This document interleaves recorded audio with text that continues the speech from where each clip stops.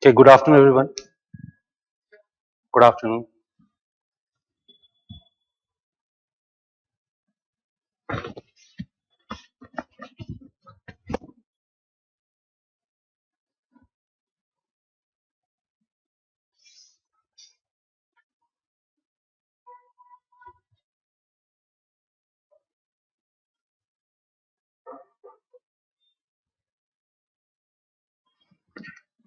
All set? Okay, fine. So, once again, good afternoon to everyone. Right. Okay, fine. So, I welcome you all to this boot camp of history optional. And you might have seen the schedule of this boot camp, right? So, let me clarify a couple of things which are very important and why it is very important.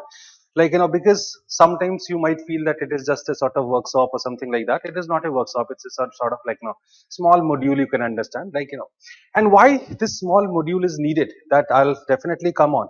But before I come to that, like, there's something which is very important, like, that to be discussed, that I would like to start with a brief introduction of mine. So my name is Piyush Kumar, right? And I have done MPhil in history sorry, in not in history optional, in history. And then I have been teaching the UPSC students since 2000, like 13. I have been teaching the history optional students. So coming to the point, the main point. So as you can see, this is a boot camp on history optional. Why? What is the purpose of having this boot camp?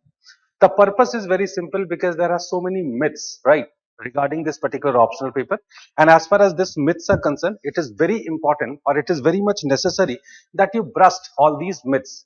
Why? Because one rumor you might have heard very frequently, that as far as this optional is concerned, this is a very low scoring subject, right? Like, this is a sort of rumor which is there in the market. But I would like to simply discuss here that whether you prepare pretty well for the subject that you can really expect of getting very good marks, or you just, like, have the same old, like, approach towards the subject, because of what you are not getting the marks. That is the main purpose. And the way you have seen the schedule, like, there are 5 lectures, and in these 5 lectures I have divided everything into, like, period wise. So in one lecture we are going to cover ancient, in one lecture we are going to cover medieval, in one modern, then world, and then finally it comes to the map area. And because all these 5 segments are very important, and in fact, like, every segment must be must be approached very differently, and then only you can, like, think of getting very good marks in the history optional. So one by one I'll be coming to the various aspects, and in fact the main purpose, that how you want to prepare, that is your choice, right? I'm not, like, intervening in that. But then what do you, like, what you are supposed to do for the for the preparation of this history optional, that is very important. And if you do not follow that particular, like, thing, or a sort of right approach towards, like, history optional, in that case you can't expect of getting very good marks. That's the core thing what you have to keep in mind. So, like, in this particular session, as, like, we are going to target specifically the ancient India, right? But before I come to ancient India, let me just tell you, like, a few things which are very common thing. Let's say you have, if you have decided history as in your optional paper, then what do you do? Like, what is the first thing that you do? The moment you decide the history optional, let me tell you very frankly that most of the students are doing the same thing. And in fact, this is so unfortunate, that most of the time you have been advised also in the same way. Okay, you have taken history optional, now this is the right way of doing it. Now how do you go for it? So first of all, like, when it comes to, like, selecting history optional, you go for few things, such as notes is one thing, and the second thing is books, right? So let's say, like, since, like, in this particular period we have been, in this particular session we have been targeting ancient India. So let's take certain examples from ancient India. So, like, you have to start preparing for ancient India. In that case, what do? You, let's say you have selected one book, and you know that which book is very popular, that is ancient India by Upinder Singh, right? Or else, like, what do? Like, you just select one notes, you just pick up any notes from the market for that, like, for that matter, and you then start preparing for ancient India from that particular source. My question is very simply this, that is it sufficient? Like, is it like this is how it should be done? Or else there is another thing which is being done by most of the students, that they try to shape their preparation not as per the syllabus which is given. Rather, you try to shape your preparation as per the PYQs, the previous year questions. And in fact, you believe, okay, these kind of questions have been asked like, in previous years. So that's why you should focus more on these kind of like, topics. Why? Because they have been repeatedly being asked. And sometimes you fail like, in decoding those PYQs properly, because you are probably not in a like, not in a sort of condition that you can, where you can read the PYQs properly, where you can comprehend the PYQs properly, and that's why you face all these problems. So basically, what I'm trying to tell you, that when it comes to like, preparing history optional, and like, the various like, areas of ancient, medieval, modern, and world, you have to follow distinct approach for everything, right? When you have been following ancient India, like, if you believe that your expectations are like, expectations are very similar from ancient, from medieval, from modern, and from world, then it is incorrect. The expectations are not very same from all the four areas. When you have been like, targeting ancient India, in that case you have to follow a particular or a specific approach towards the ancient India, and that's how we'll be able to cope up properly with this like, examination. Otherwise, the way you have been thinking that you are going to score very good like, in all the four areas, that is practically not very possible. And do you know one thing, like, why these kind of things are becoming important day by day? Because if you believe that like, as far as this particular optional is concerned, it is not going through any change in last like, one decade, then in that case it is like, incorrect. Of course, the optional, everything is evolving, right? For that matter, like, UPSC itself is evolving, right? The discipline is also evolving. And in fact, like, there are new set of authors are coming. They have been writing everything in a very different way. And frankly speaking, when it comes to historiography, which is very important these days, and that historiography itself has been evolving, and in fact, in last one decade, you can find that there are several new trends have come, and you should like, focus on those new trends also, that how, the subject like, how the subject is being redefined by the new scholars, that too very differently, and the way the subject is being redefined very differently. That's how like, your that's how I can say that your demands like, or the demands of this optional paper is also changing, because the subject does not remain same, correct? So when it comes to ancient India, like, so as I told you that in this particular lecture, like, we are precisely going to focus on ancient India, and that's how like, we'll just try to keep it confined to the ancient India only. Now, when it comes to ancient India, so if you have seen the syllabus, in that case you might have noticed that what are the parts which are there in the syllabus. So in syllabus you'll find that it starts from the prehistory, right, and it goes up to 12th century, correct? So it is starting from that prehistory, that is like, if you'll say in terms of topic, in that case you can find the Stone Age, which is the first topic, and then the ancient Indian history or ancient Indian history syllabus is ending with the 12th century, and the 12th century. And in fact, the period as far as the period between 6th century to 12th century, that is a sort of like, very dicey period, and I'll come to that also, that topic also, that how to deal with this like, period between 6th century to 12th century. But then this period between 6th to 12th century also remains very important for you, and that's how a specific kind of approach is needed for that period. Now, first of all, when you talk about this ancient India, like, what is the age which is being covered?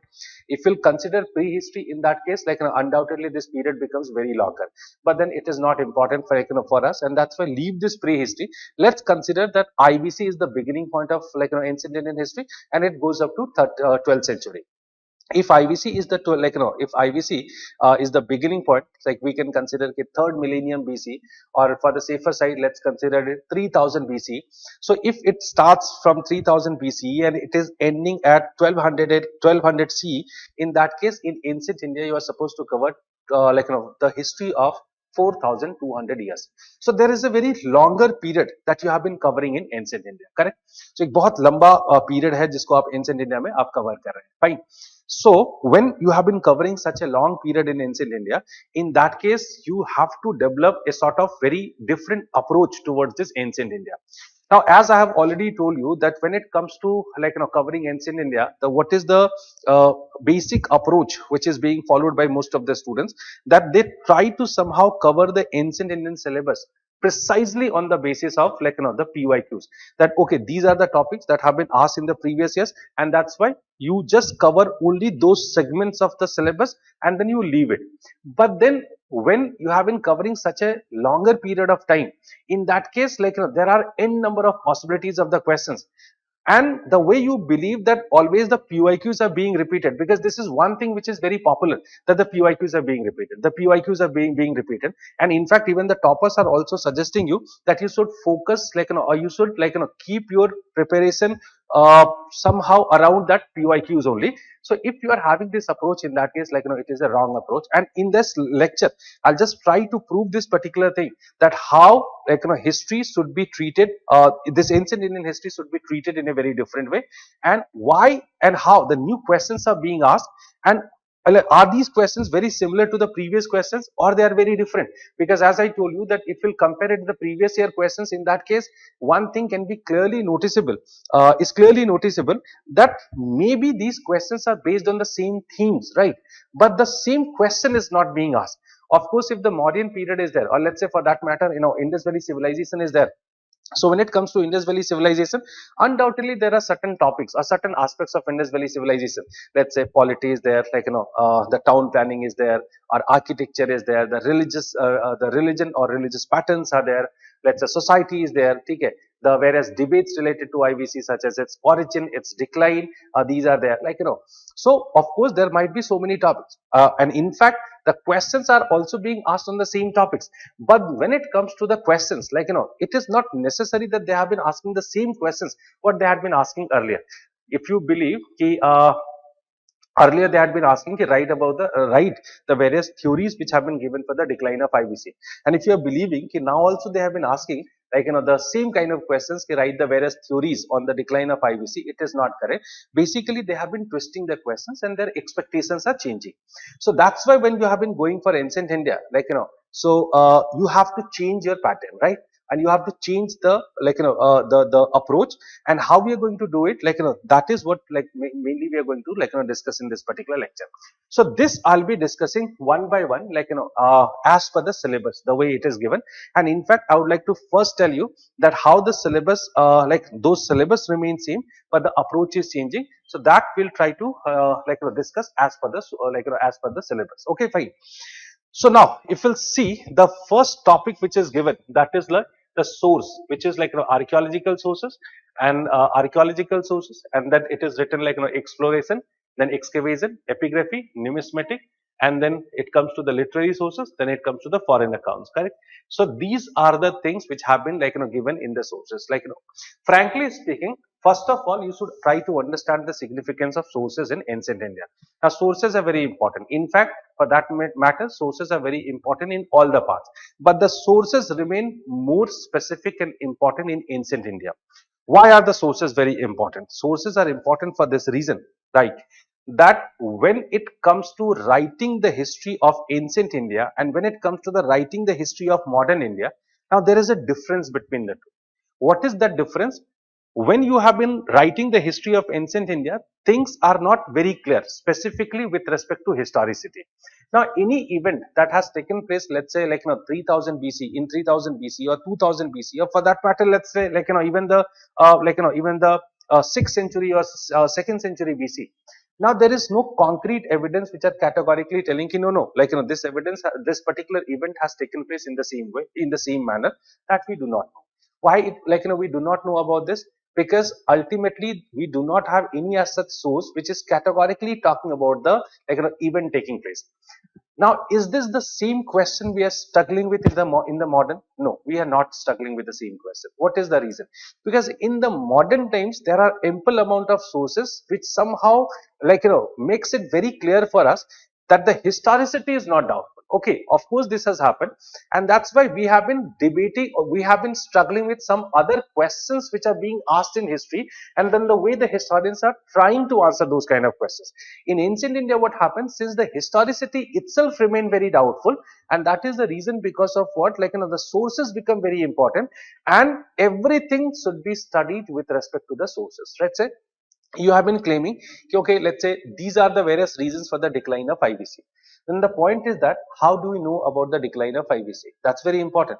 Like, there was no newspaper which was covering about it, and then they said, okay, like, the this has happened, or let's say Aryans have invaded, that's the reason because of what IVC had declined. That possibility is not there. But right now, let's say if the Kumbh is happening, okay, there are several newspapers and then print media, electronic media, they all have been talking about it. In that case, it is quite easy now. So would you be questioning over the historicity of Kumbh that happened in 2025? No, you won't be questioning. आप question क्यों करेंगे? Because that you that you do know pretty well that it is not the question. You know that of course this event has happened. Maybe you will be asking a sort of different question for the for this event, that whether it happens successfully or not, that may be a question. But when you have been studying about the happening of Kumbh in, let's say, like 6th century BC, frankly speaking, the question would be this, that literally this particular thing happened or not, right? That is the question.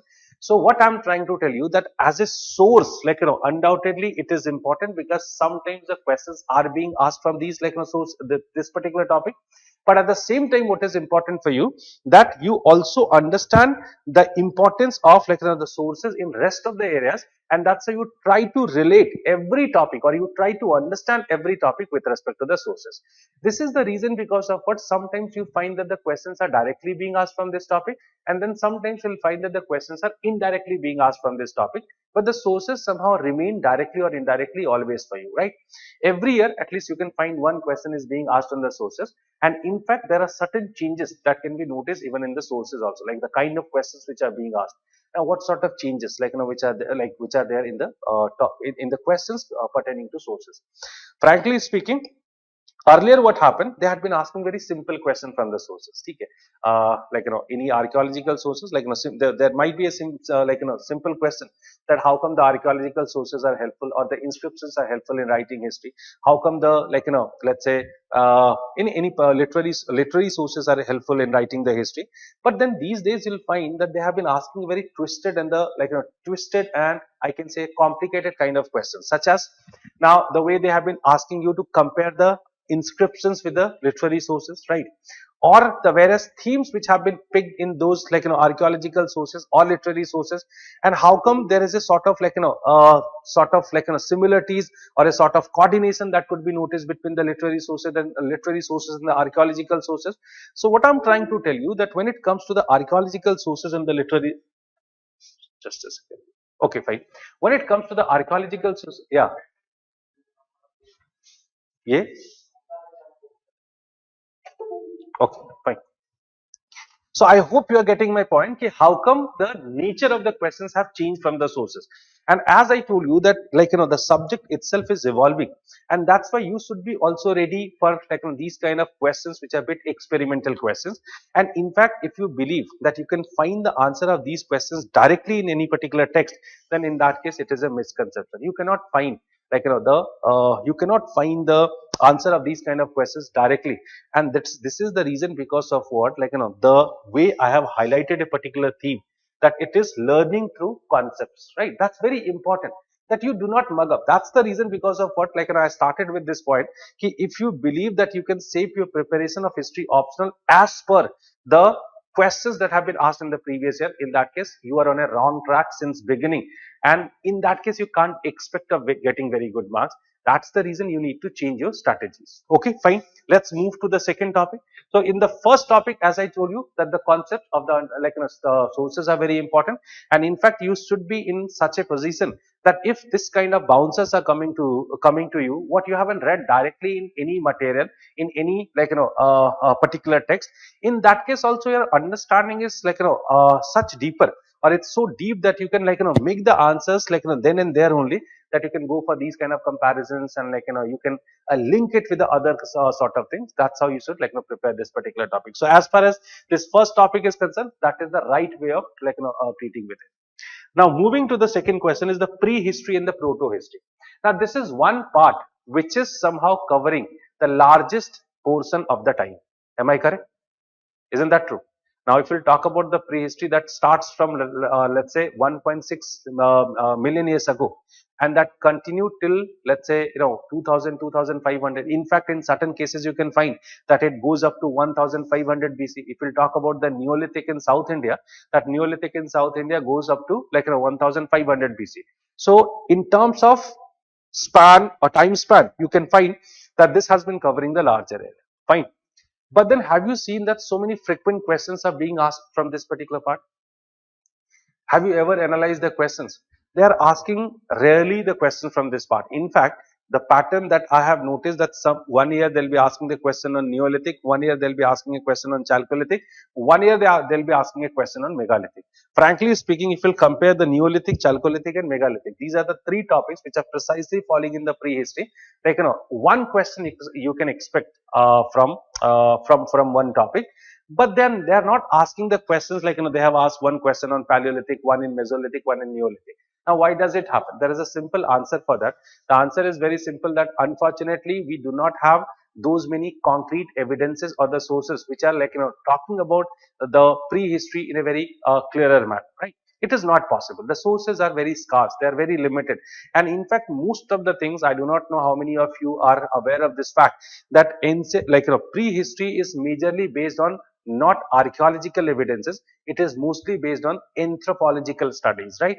So if you believe that by finding certain stones and certain paintings on the cave walls, the archaeologists were so smart that they were able to write or imagine the life ways of the prehistoric people, then it is incorrect. How come it is possible? Why do you think that it is possible? You just imagine, you just do one thing, keep yourself in place of that, and by keeping yourself in place of that, you try to imagine, is it possible for somebody to write the history of those Paleolithic people or the Mesolithic people or even the Neolithic people on the basis of that? No, it is not possible. It is impossible.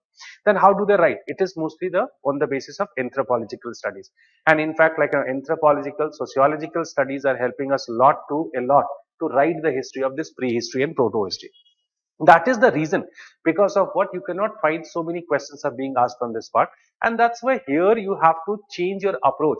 And by changing your approach, what you're going to do, that you can cover the various dimensions, like from where the possibilities are there. It is not possible that they are randomly picking up any question and they have been asking. It is practically impossible. And that's the reason, because of what, as I told you, that you should try to understand what are the core possible areas from where the questions may be asked, and then you should prepare only on prepare those areas.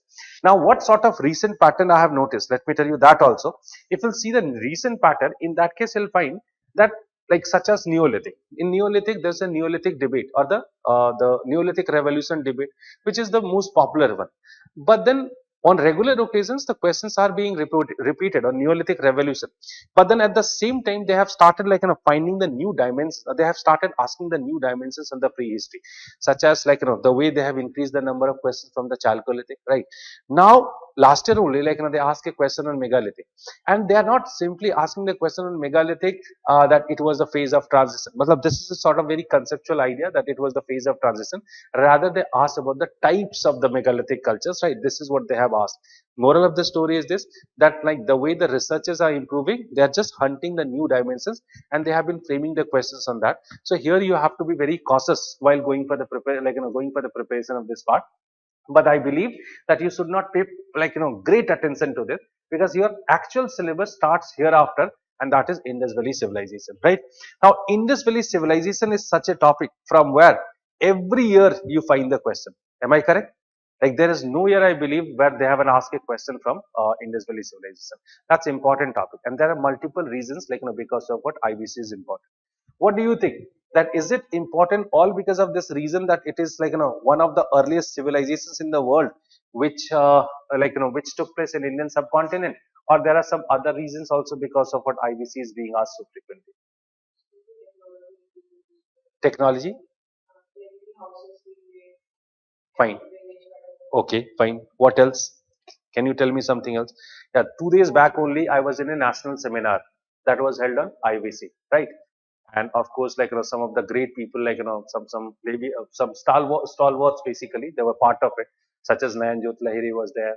Then the director of the ASI was there, Director General of ASI, Director General of National Museums were there, and they, in fact, the person Sanjay Manjul, Dr. Sanjay Manjul, who is right now excavating Rakhi Gadi, he was also there. So I got the chance to meet with them, right? And in fact, of course, I'm not an archaeologist. I do not know much about archaeology, but yet, when you interact with them, you come to know one thing, that actually, there are so many new things are being exposed on IBC. ठीक है. In last 1 decade, frankly speaking, extensive researches and the excavations have taken place, and in fact, they have revealed several new dimensions. Can you tell me one thing? Just now, I was like, I had been talking about that yeah, archaeologist, Dr. Sanjay Manjul. He is the Deputy Director General of ASI right now, and he is involved into the excavation of ASI.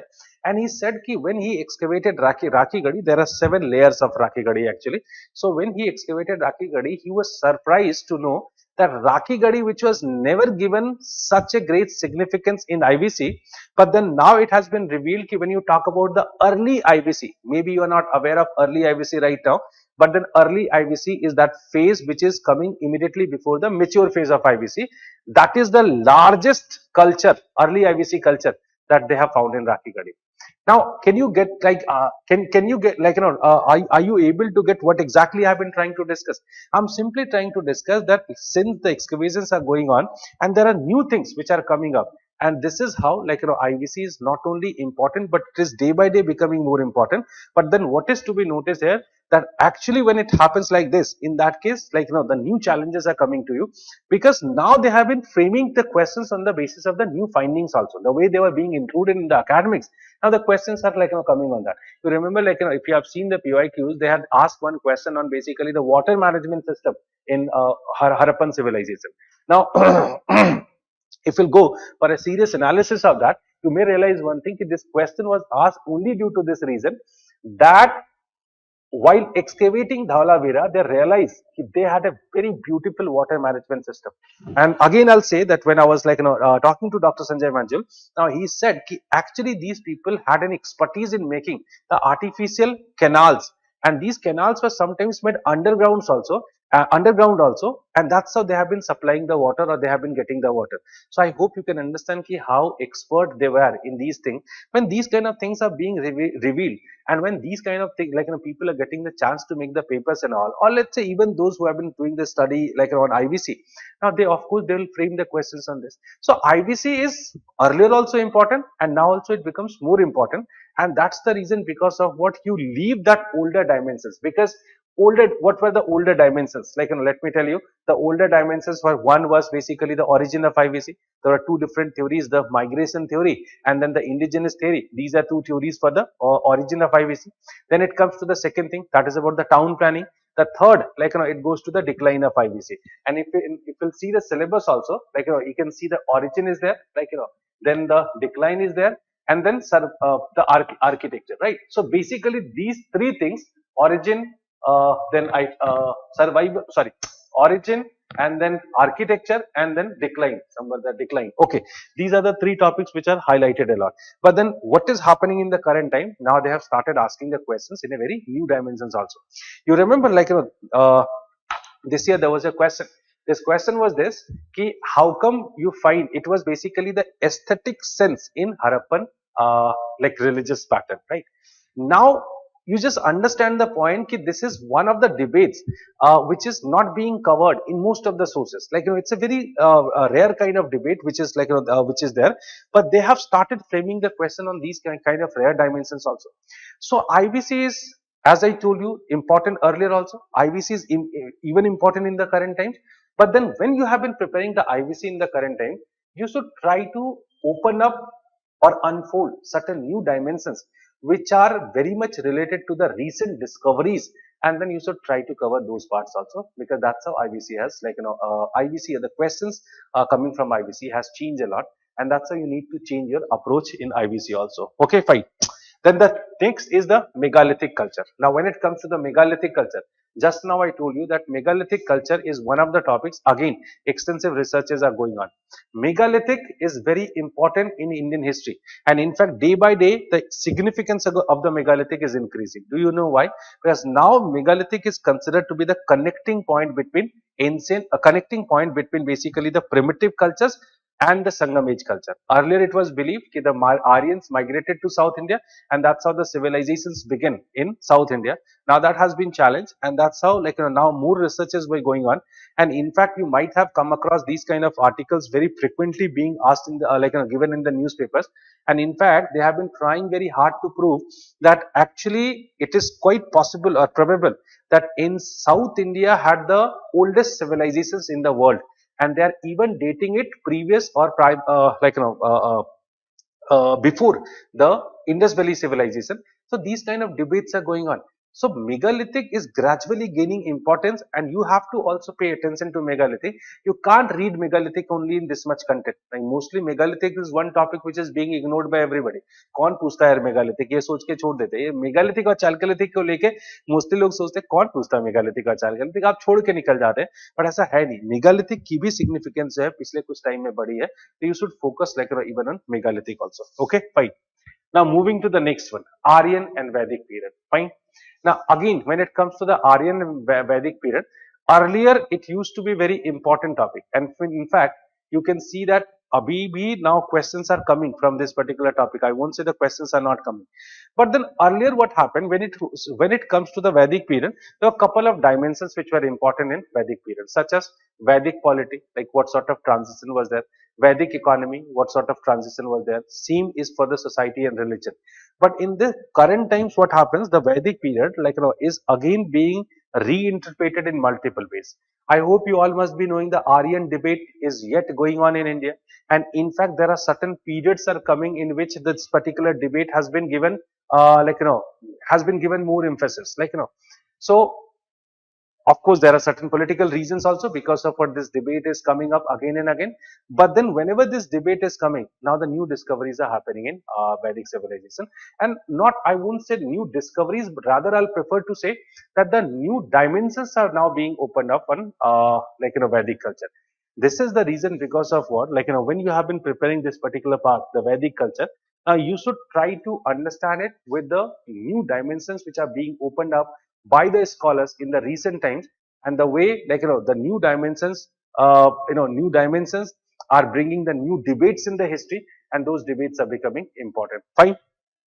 Okay, the next is the Mahajanapada period.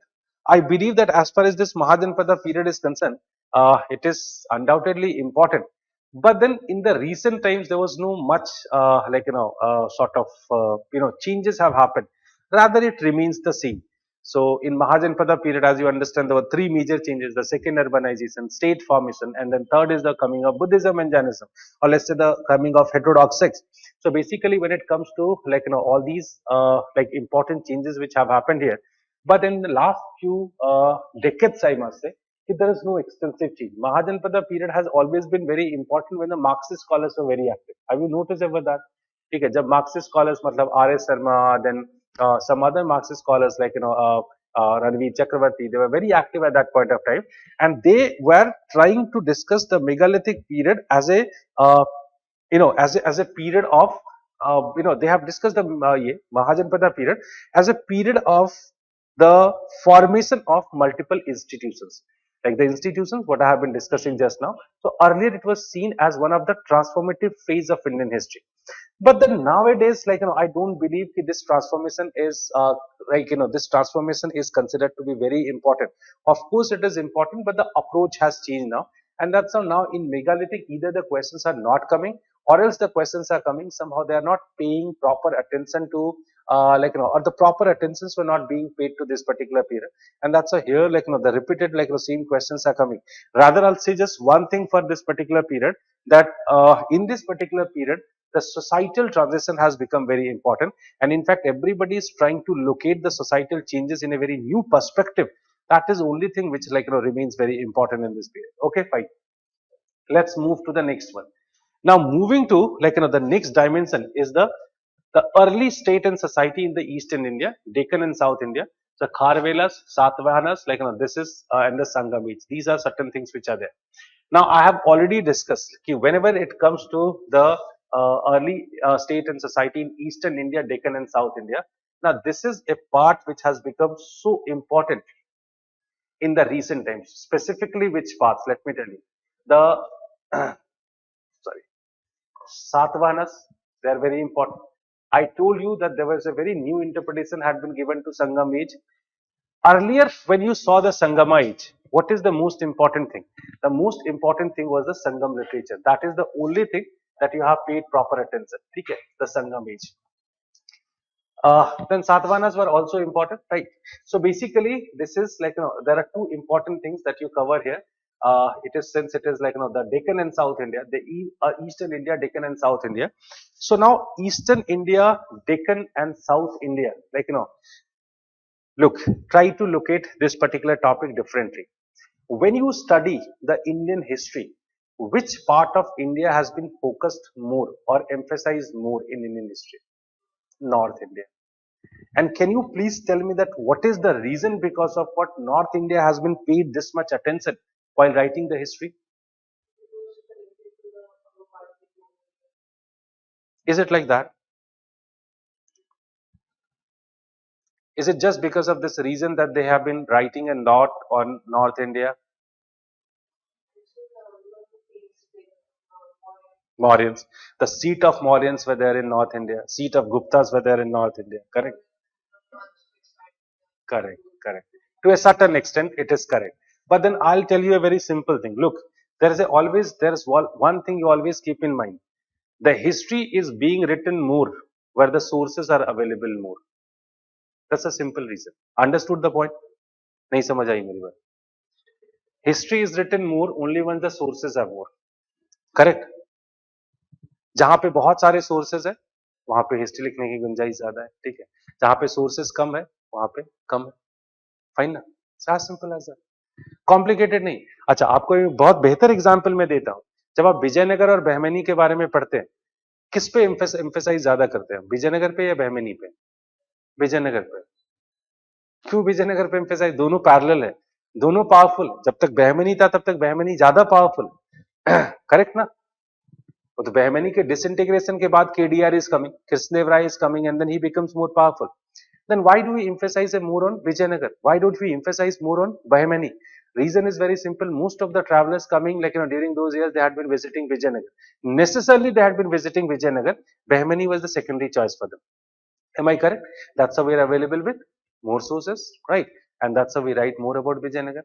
Exactly the same logic is applicable here also. When you talk about, like, this period, like, specifically the South India, Eastern India, Deccan, like, unfortunately, what happened while writing the Indian history, most of the historians found the sources quite easily for North India. Why? Because the literary sources were available. Fine.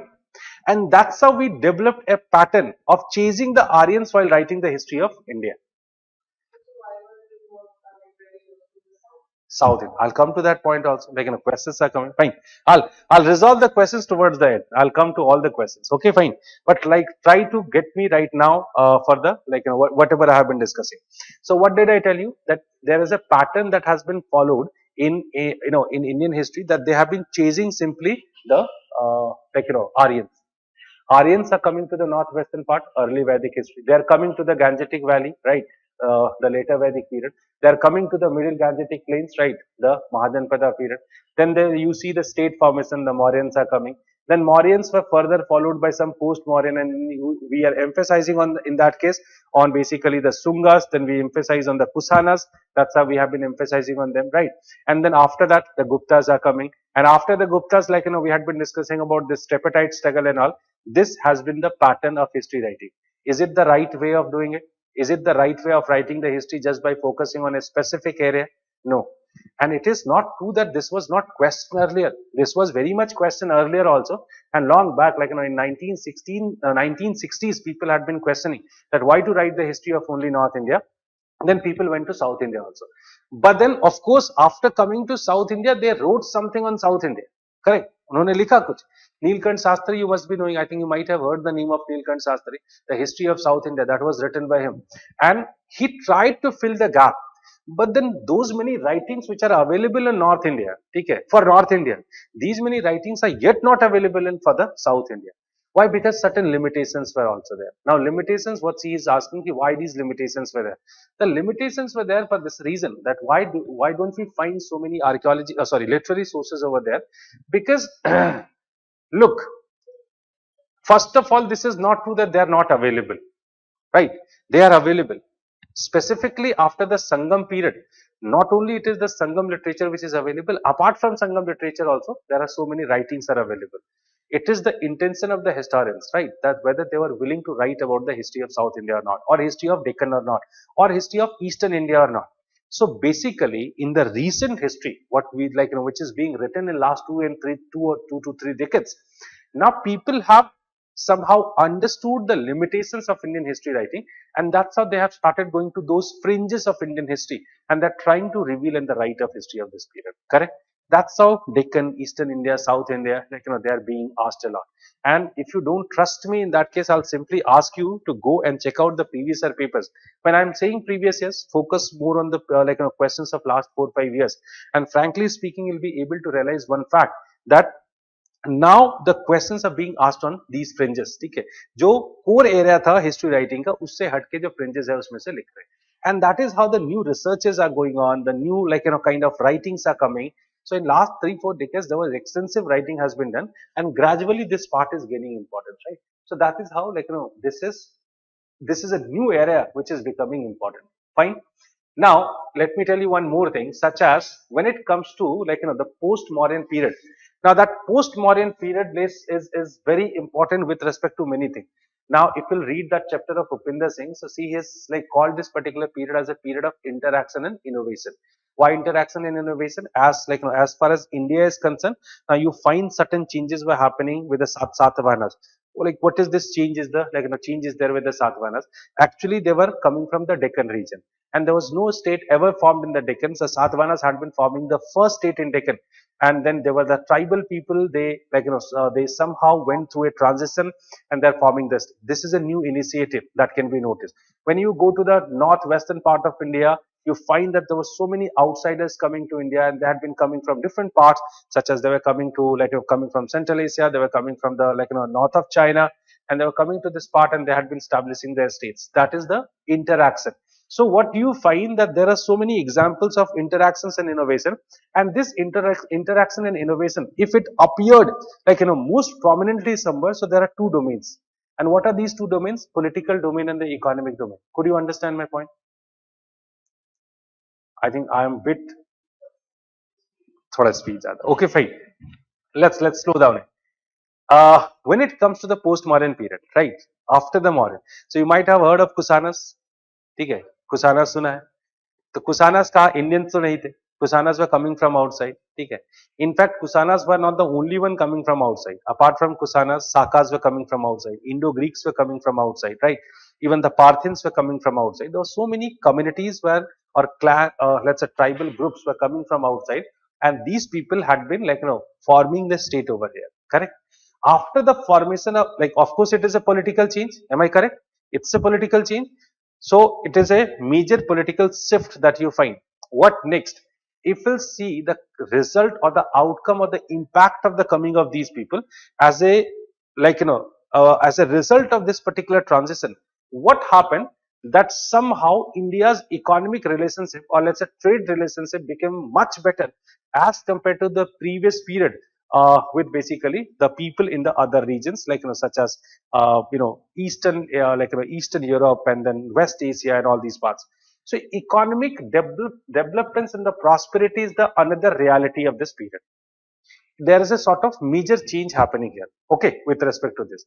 So questions most of the time would have been asked on the polity or economy. But then if you'll see the questions coming from this part, they are not based on economy and polity, rather they are based on some sort of societal and the religious development in this period. Why? The questions are being asked on the society and religion, because it is these are the some new areas where scholars are working, and it is nothing but a sort of twist or change in the history which is coming. Fine. Because of what? The way the new dimensions were being picked up, and the questions are also being framed on these dimensions. So it is, I think, as simple as that. There is no complication at all. So that's how when you have been covering this part, you need to become very cautious. And in fact, there are several types of there are several types of let's say themes of the dimensions you should cover in this part. And you have to identify what are the areas which have become more important these days. Without having the knowledge of that, it becomes important. It becomes it is definitely going to become difficult. Okay, then it comes to the Guptas, Vakatakas and Vardhanas. This is the next period. And when you talk about this next period, Now, Gupta period is one area from where I find very lesser number of questions being asked. ऐसा नहीं कि Gupta period से बहुत सारे questions आते हैं. There are very few dimensions which are being asked from this period. And in fact, again in this part, I'll say the cultural developments have become more important.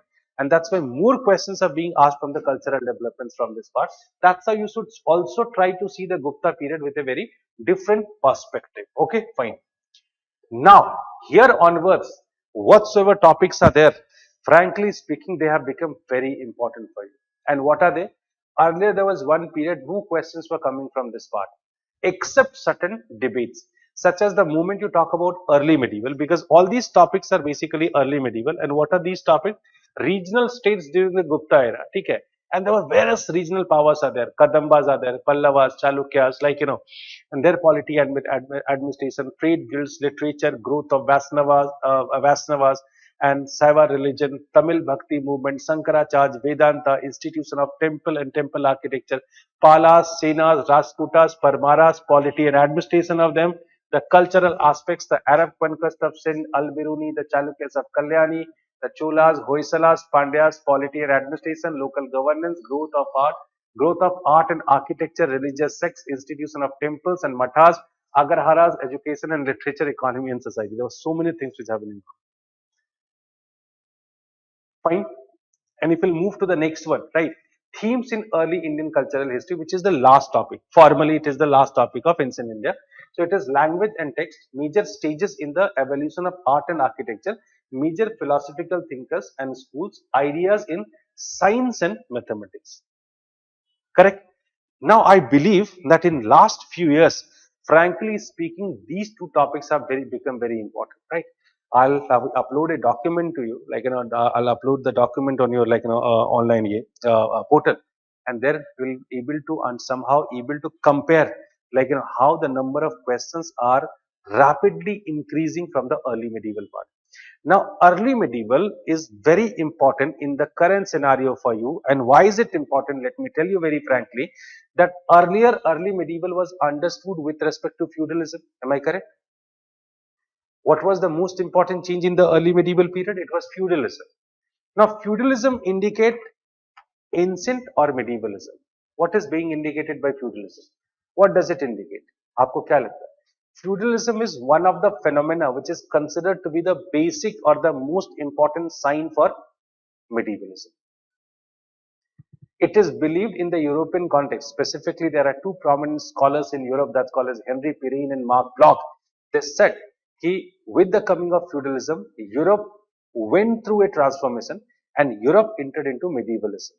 Now, you might have noticed that most of the Marxist scholars like, R.S. Sharma, and then like, some others also, D.N. Jha, and then, like, most of the Marxist scholars had been accepting that feudal theory, and they believed that with the coming of this feudalism, India also entered into medievalism. Fine. But then what happened in 1980s and 90s? There were certain scholars, they challenged, was there any feudalism in India? Or else how feudal the Indian feudalism was? So basically, they have questioned over the, like, feudal character, and they have ultimately revealed one thing, that actually it was not feudalism, and if it had certain structural similarities with the European feudalism, yet it remains qualitatively very different from the European feudalism, right? So you can't say that the same European feudalism was present in India.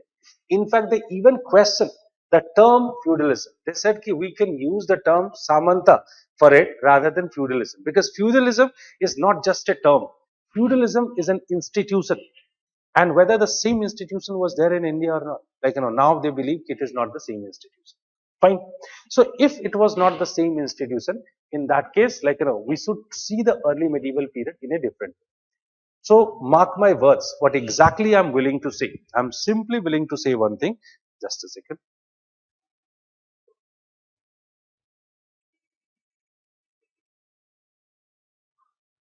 Okay. I'm simply willing to say one thing. As per the early belief, it was part of medieval. Now, since it has been questioned, it is not anymore part of medieval, or it is yet in a dicey condition. And this is the reason because of what, from this particular part, not only the questions are being asked in medieval, but also the questions are being asked in ancient. तो दोनों ही जगह पे इस topic से questions पूछने इन लोगों ने शुरू कर दिया है. So इसका मतलब ये है कि now this is the time to be very cautious and this particular part should be prepared pretty well.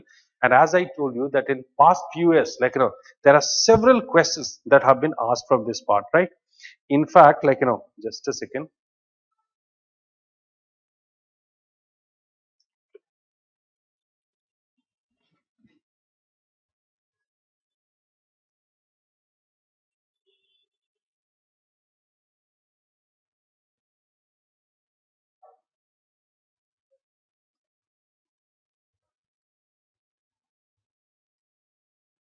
Okay. Now, this year only, like 2024, they asked one question. The question was, examine the course of Pallava and Chalukya conflict between 6th and 8th century. Fine. Examine the role played by the Agraharas in the promotion of education in early medieval India. Next question, highlight the contribution of Aryabhat, Baramihir and Brahmagupta in the field of astronomy and mathematics. These are the questions that I have been reading from the last year only. Correct? So, 3 questions from these 2 units. And look at the nature of the questions. Like, first question I told you the Pallava Chalukya conflict. Correct? Na? Now, this is from the Chalukyas of Kalyani and they are having the conflicts with the Pallavas, right? And in fact, it is written earlier, even we could not imagine they are going to ask this question on the Chalukya Pallava conflict. They have asked the question. Fine. So it is from the political history of this part. Next question I told you, that is about the highlight the contribution of Aryabhat, Baramihir and Brahmagupta in the field of astronomy and mathematics. Look at this. Like, the ideas in science and mathematics that has been asked, right? What is the third question I told you? The third question I told you that examine the role played by the Agraharas in the promotion of education in the early medieval India. Okay.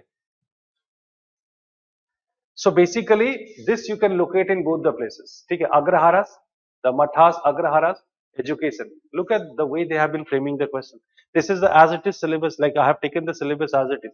So they have picked the question from this year. This is what I was trying to highlight. Now earlier, hardly any question could have been asked from this part. और अगर ज्यादा से ज्यादा उनकी मर्जी हो गई पूछने की, चलो पूछ लेते इस साल, तो क्या पूछते थे? Feudalism debate.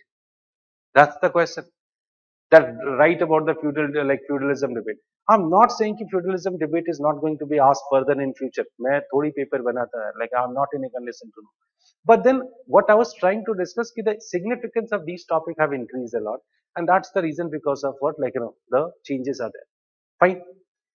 So now if you see the ancient India, the first thing that you have to understand. Sorry.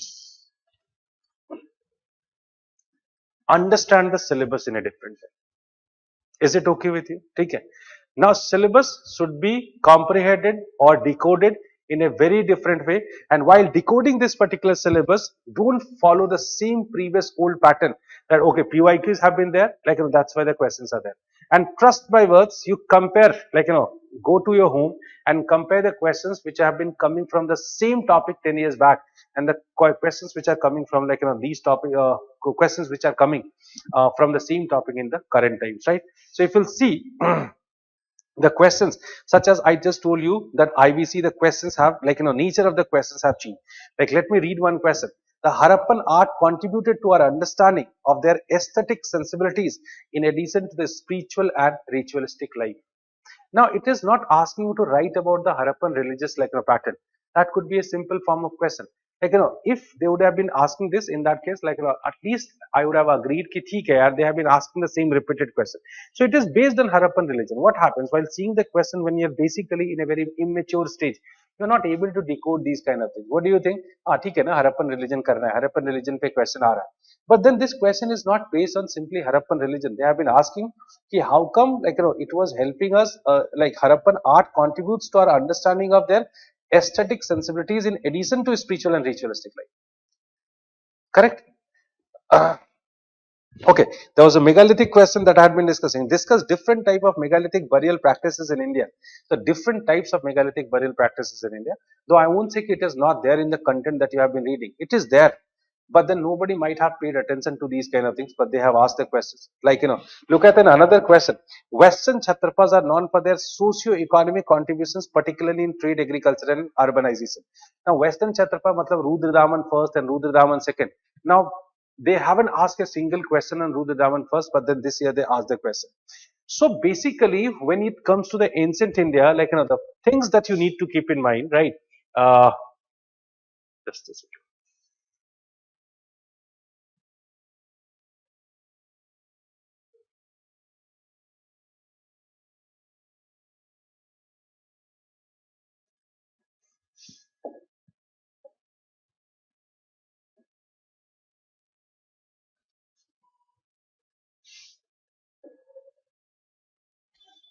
Okay, fine. What I'm trying to do, I'm just trying to suggest few things. Now, these are the key takeaways, like, for this class, this is what I'll say. So, let's say, when you have been covering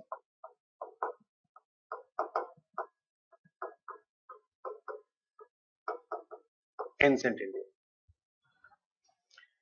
what are the various things that you should keep in mind? First, decode the syllabus as per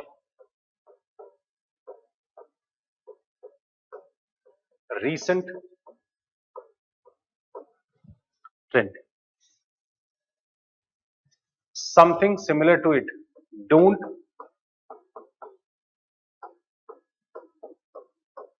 be dependent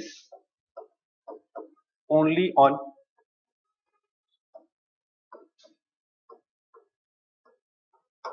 PYQs. Change this habit. Now I'll be moving to a very new dimension. Okay? Again, listen it very carefully. What is happening these days, that when they ask the questions, right? When the UPSC people ask the questions, they are asking the questions on a very, let's say, either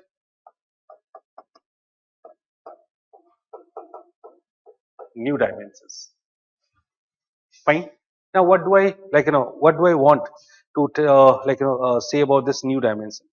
Like, let me read one question. I think that question could make you understand that what exactly I'm willing to say.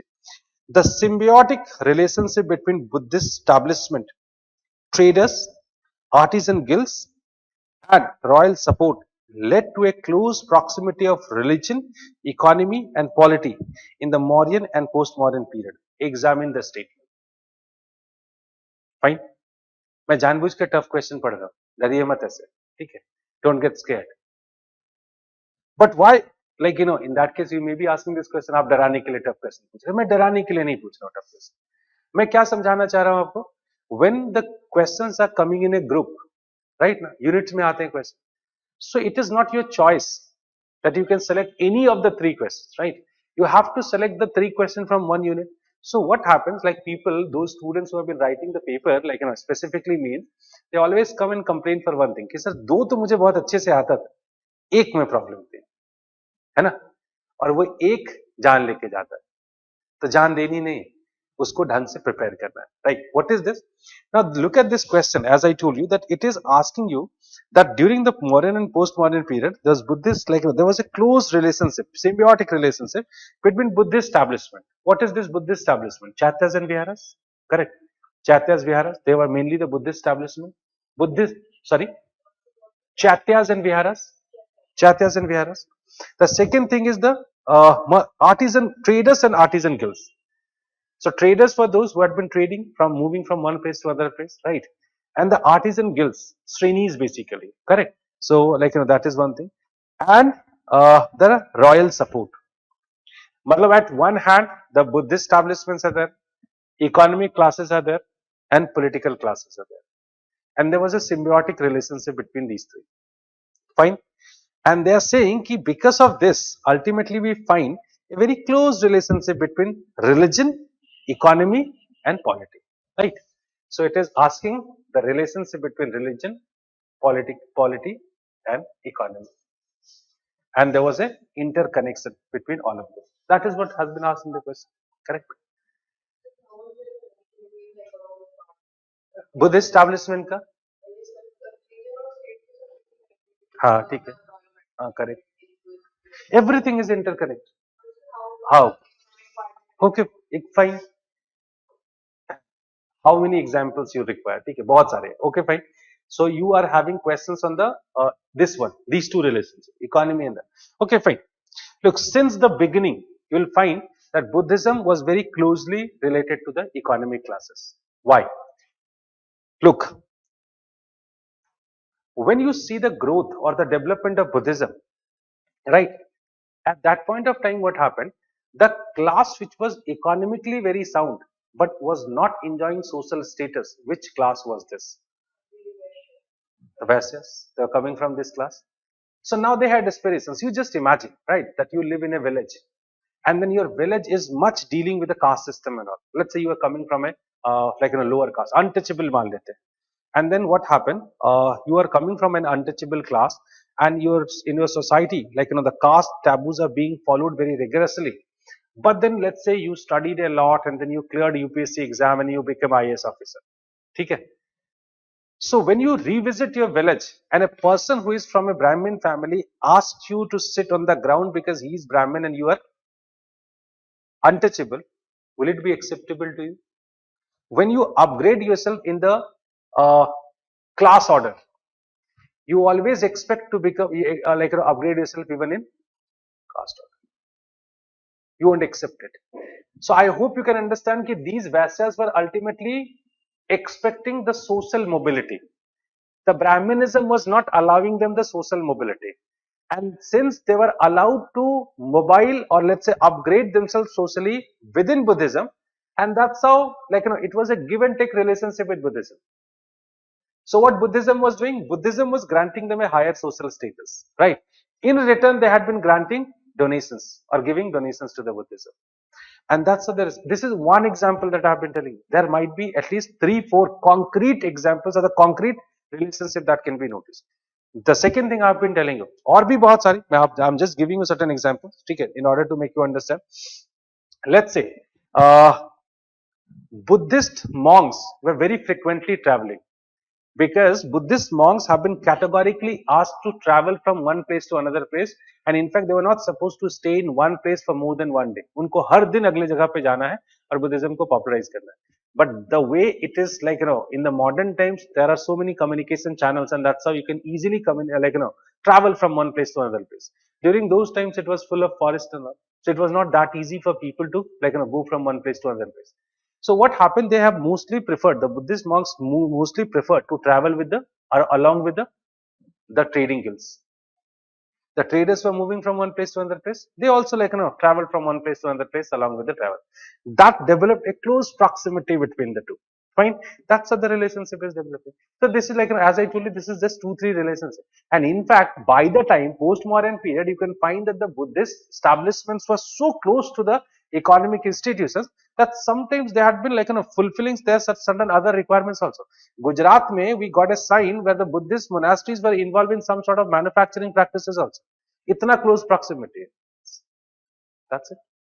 ठीक है अभी और भी इसमें points हो सकते हैं I just wanted to make you understand through this ठीक है so basically now this is the question understand the point what point I am trying to put forward here. The point is that they are framing new kind of questions. I can bet on this that they haven't asked a single question even in this line also previously. They asked this question. The point is this, why did they ask this question? They went for some innovations. Am I correct? Now, is it possible in history to innovate the things by your own? Let's say suddenly an idea cracked in my mind. Okay. I have been also studying history for last 30 years. I've been teaching history for last I am not only teaching here in the UPSC people. I've been teaching the university people also. I have so many publications I am having. So of course a छोटा मोटा historian तो मैं भी ठीक है छोटा मोटा बड़ा तो नहीं है. So I do have these kind of things. But then, can you really believe that there are certain ideas strike in my mind and that become the content of history? Do you really think like that? No, it doesn't happen. if you believe that in history, like somehow I developed an idea in my mind and that is going to become part of history, definitely not. History is a discipline which is like 100% written by certain historians, right? So if they have picked up this idea, it is not a sort of random idea coming into the mind of any person, right? Rather, there is a writer called as H.P. Ray, that is Himanshu P. Ray. It's a lady. Male मत समझ लीजिएगा, ठीक है? मुझे भी जब पहली बार मिला था तो मुझे भी झटका लगा था, बिकॉज बहुत दिनों से मुझे लगता था कि एचपी रे कौन है, मेल है, नाम से ही पता चलता है. So I thought कि जो है like I went in a conference and then somebody introduced कि this is HP रे, ठीक है? मैं कंफ्यूज हो गया, बोलती तो लेडी है कहीं, ठीक है? HP रे. उन्होंने बहुत कैटेगोरिकली इसके बारे में लिखा है ना, एकदम प्रॉपर डिस्कशन है इसके ऊपर. So what I'm trying to tell you that when it comes to the new dimensions, they are not randomly being picked. They are picked from some of the writings. Correct. Now, is it possible for us to go for these many readings for history optional? No. It's illogical. Illogical kya? It is practically not possible. Right? So, what I'm trying to tell you that since it is not practically possible, but then whatsoever content just now I discuss in form of an answer, a partial answer of this question, like, is it impossible to conceptualize? No, it is not very impossible to conceptualize. Maybe I haven't gone through the writing of H.P. Ray, though I have. Like, I'm just telling you that maybe I haven't gone through directly this particular thing. And it is practically impossible for somebody who is like, who has taken history as an optional without studying history in his or her graduation. But even though with the help of your concept, this answer could have been written or not. Correct? This answer could have been written. So what I'm trying to suggest you, look, ancient India is basically a sort of larger period. It's a very huge period. And in this particular period, we cannot catch the minute developments that each and every event like we have covered. That is impossible. And in fact, since it is sort of like, it is a period in which there were so many structural changes were happening. And that's why if you have to cope up with these like, new dimensions, or let's say like, those changes which are happening, your concept should be very sound. And if you're conceptually very sound, even though if you haven't studied that particular part properly, like, or directly from any source, in that case also you'll be able to cover it. You'll be able to not cover it, you'll be able to write the answer of this question. And that's why my suggestion is, like, precisely, two suggestions I have already given, that decode the syllabus as per the recent trend. और वो आप भुलावे में मत आइए कि हाँ previously भी हरप्पन रिलीजन पे पूछा है, अभी भी हरप्पन रिलीजन में पूछा है, ठीक है, तो वो थीम तो मैंने कर लिया. Getting my point? Most of the people are complaining that I'm not getting marks in the UPSC exam. The point is that have you answered the question the way they have asked the they have asked? You're not answering. They have been asking something else. You have been writing about Harappan religion. कहाँ से number मिलेगा आपको? So this is your wrong expectations. You can't expect the marks like in this way. So what I'm trying to tell you, let's say you have lesser content, but at least try to answer what exactly has been asked in the question. That's the simple thing. And that you could be able to do only once your concepts is very sound. I'm not saying that this is like applicable in all the paths. That's why I have kept all the paths separate, ancient, medieval, and modern and world. When you have been approaching to the medieval, like that the approach would be very different, right? It would be very different. And that's why I'll be discussing the different approach towards the medieval in tomorrow's session, right? Here I have been discussing precisely for ancient. So that's why, like, first of all, change this habit कि आपने एक किताब उठाई, एक notes उठाया, पढ़ डाला और आप सोचते हैं आप रेडी है. अगर ये अप्रोच है तो आप 220, 230 क्रॉस नहीं करेंगे. That I can say. And if you also believe that only by putting so many facts you'll be able to score very good, that is also wrong. If you like, this is also correct that if you think that you'll be able to score very good by adding or putting the name of so many historians, because that is another rumor which is there in the market. That if you have been mentioning 10 historians, like evaluator would be very happy. बोले ये तो इधर बिठाने का है 10 को, इधर कहाँ यूपीएससी दे रहा है. आपके पास एक दूसरा ज्वाइनिंग लेटर आएगा, UPSC has invited you to become the like a question setter and the evaluator in UPSC. They won't do it. Correct na? So basically what I'm trying to tell you that in ancient the concepts are very much needed, right? Decode the concepts, like all like decode the concepts, understand, conceptualize it pretty well. And frankly speaking, only with the help of the concepts you could have answered it pretty well. Like, इसके लिए बहुत हिमांशु पेरेख की book पढ़ने की जरूरत नहीं थी. That is another thing, like decode the syllabus. Okay, fine. That then don't depend completely on the PYQs and understand everything, conceptualize everything, comprehend everything. Like, and this is the pattern what you need to follow only for NCERT. And don't go for like don't believe कि I'll be writing the so many names of so many historians और मुझे number आ जाएंगे, ऐसा नहीं. Yeah, it's needed. It is compulsory. But then just one or two relevant historians you have been writing, your job is done.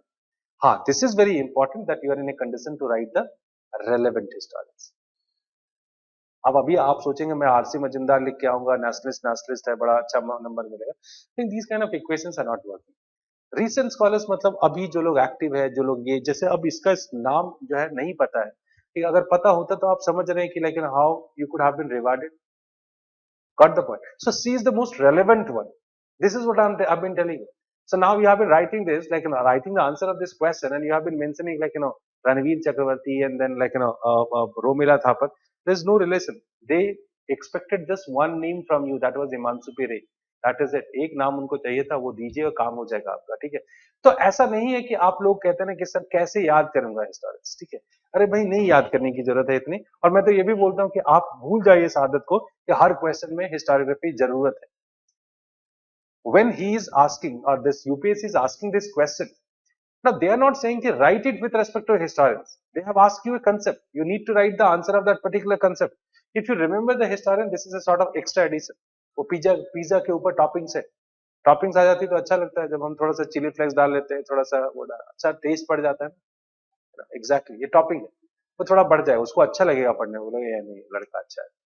लड़का मतलब आप non gender bias. ठीक है, लड़का और लड़की दोनों की बात करो. I think the third suggestion is very clear to you. ठीक है, कंसेप्चुअली समझो ancient India.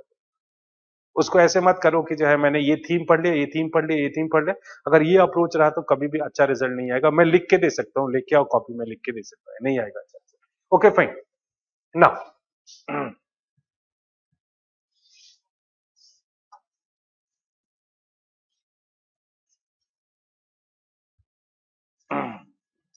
there are few things I have already shared with you, right?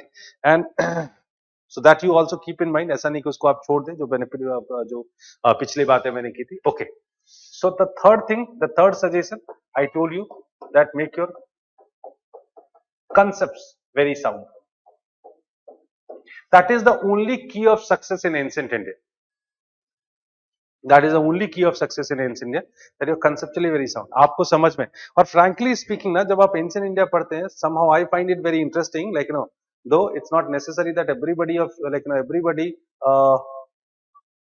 find it important. वो आपके ऊपर डिपेंड करता है, करेक्ट ना. बट हाँ, कॉन्सेप्ट को, चीजों को समझो कि let's say the ancient India is about what, is about basically the changes. It is about the transition. It is about the formation of various institutions. Understand the ancient India in a broader terms, not in my very minor terms. That's it. Like that is how it's going to work. Fine. And the last suggestion that I'll give you, when it comes to like covering the ancient India, what sort of sources we should try to try to refer. At any point of time, I'm not telling you that you should consult so many sources. कभी नहीं कहा मैंने. Ancient के लिए, whatever I have been discussing today, it is precisely related to ancient. I'm telling you. So at any point of time, I'm not telling you that you need to cover the so many content. मैं डराया मैंने आपको थोड़ा, but मैं डरा इसलिए नहीं रहा हूँ क्योंकि मुझे कुछ चाहिए. ठीक है, मैं आपको सिर्फ इतना बता रहा हूँ कि आप थोड़ा कंसेप्चुअली कवर करिए, चीजों को सोचिए थोड़ा सा कि अच्छा ये ऐसा है. ऐसा नहीं कि आपने सिर्फ रेट्रोफिकेशन किया और हो गया. ठीक है, नोट से तो पढ़ने की आदत छोड़ दीजिए. If you have been reading anything from the notes, in that case you won't be able to answer ever the questions being asked in the ancient part. And that's a read book, any book, now what book, what source. It is not the same topic wala source, it is the source material for ancient India. So look, there are a couple of books which are important, such as one book is Upinder Singh. Fine. Now this book is undoubtedly important. The another book is Ranveer Chakravarti. Fine. Now these are two books which are important. So what you are supposed to do, when though most of the people are going for which book? Upinder Singh's book. And undoubtedly it is an extensive book. ठीक है, Rather, I'll suggest you that instead of going for this, I'll suggest you to go for this, Ranveer Chakravarti. And trust my words, बहुत मोटी किताब नहीं है, बहुत पतली किताब, बहुत पतली भी तो नहीं है, 500-600 पेजेस की है. इस किताब से आपको बहुत अच्छे कॉन्सेप्ट्स डेवलप होंगे, राइट. सो आप ना बेसिक सोर्स आप इसको बनाइए, इसको मत बनाइए.